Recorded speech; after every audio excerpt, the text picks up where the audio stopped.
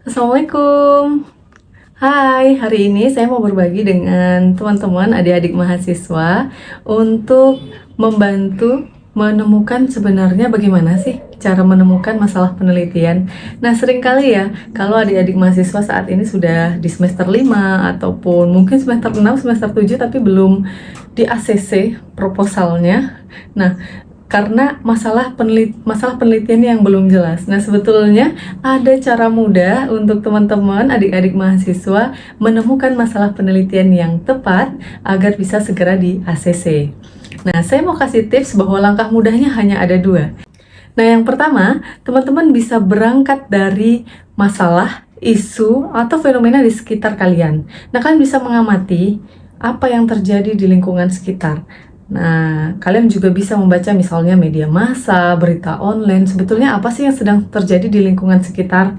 Atau ini bisa berangkat juga dari kegelisahan, misalnya lagi naik motor nih, jalan-jalan, oh lihat ada banyak sampah misalnya di pinggir jalan, oh lihat misalnya pelanggaran lalu lintas di lampu merah. Nah, itu kan bisa, dari hal-hal sederhana itu bisa. Jadi berangkatnya adalah dari fenomena di lingkungan sekitar.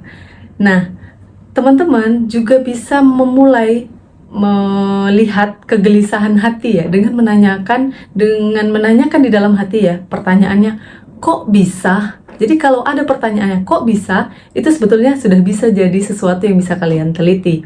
Nah, pertanyaan kok bisa itu sebenarnya akan membantu teman-teman menemukan gap. Karena kan kita bicara masalah penelitian, kita akan bicara terkait apa yang seharusnya dengan apa yang senyatanya terjadi. Itulah masalah penelitian.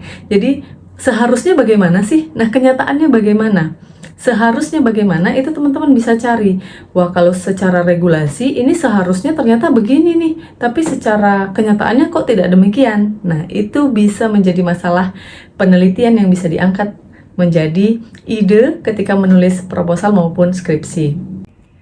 Nah, kuncinya adalah teman-teman, rekan-rekan semua harus punya kepekaan sosial. Nah, ini harus sering nih punya kepekaan sosial ketika lagi melihat-lihat keadaan di lingkungan sekitar.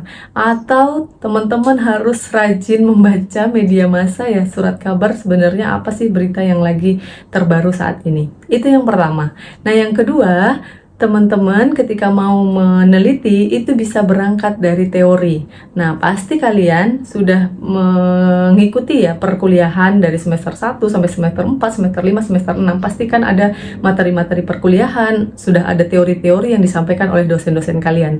Nah, kalian bisa berangkat dari mata kuliah apa yang kalian sukai, lalu pilih dari mata kuliah itu kajian mana, teori mana, konsep mana yang teman-teman paling sukai. Nah, bisa juga berangkat dari situ. Jadi mulailah dari teori konsep yang teman-teman sukai. Baru kemudian bisa dicari nih kasus apa yang bisa disesuaikan dengan teori tadi. Nah, kalau dengan cara yang kedua ini, biasanya sudah pasti nih teorinya akan tepat untuk menjawab masalah penelitian. Nah, mudah bukan? Jadi yang pertama, teman-teman bisa berangkat dari masalah atau fenomena yang ada di lingkungan sekitar. Nah, yang kedua, teman-teman bisa berangkat dari teori yang disukai.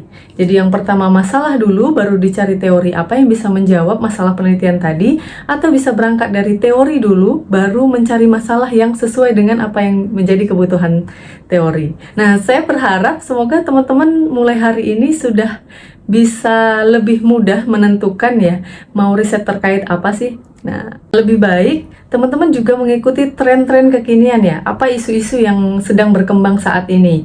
Misalnya tadi kalau dikatakan bahwa berangkat dari kegelisahan kok bisa, itu saya kasih contoh, misalnya ketika teman-teman mau kajiannya terkait dengan politik elektoral nih. Selama ini misalnya banyak pemimpin-pemimpin itu didominasi oleh laki-laki.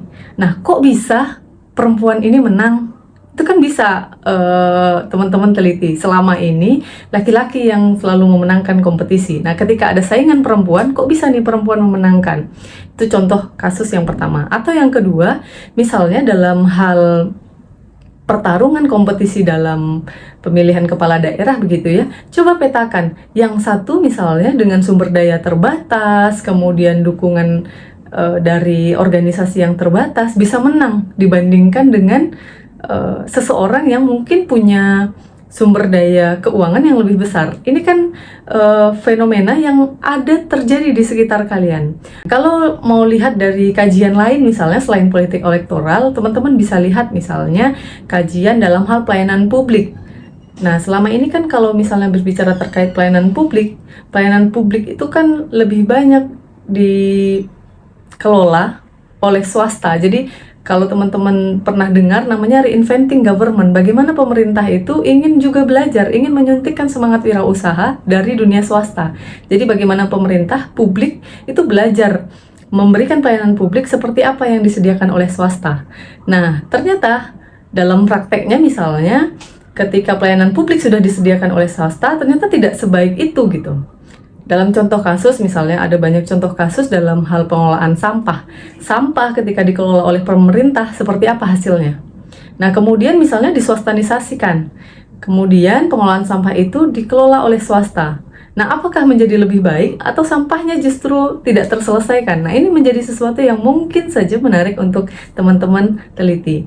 Nah, artinya apa? Bahwa teman-teman adik-adik mahasiswa perlu berangkat dari apa yang menjadi kegelisahan, lihat fenomena sekitar, berangkat dari pertanyaan kok bisa?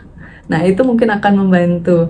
Dan kemudian juga kalau teman-teman mau berangkat dari teori seperti cara yang kedua, perbanyaklah membaca literatur, kemudian perkuat bacaan, lihat kajian-kajian sebelumnya yang sudah menggunakan teori itu. Nah, itu pasti akan sangat membantu. Memang hari ini sudah banyak kecanggihan teknologi, tapi pastikan teman-teman tidak menjadi korban dalam tanda petik ya, korban dari penggunaan teknologi itu sendiri. Nah, jangan sampai ini hasilnya bagus tapi teman-teman tidak memaknai, tidak tahu apa sebetulnya yang ditulis. Mungkin itu 2 langkah mudah untuk teman-teman adik-adik mahasiswa menemukan masalah penelitian. Semoga membantu. Terima kasih, sampai ketemu.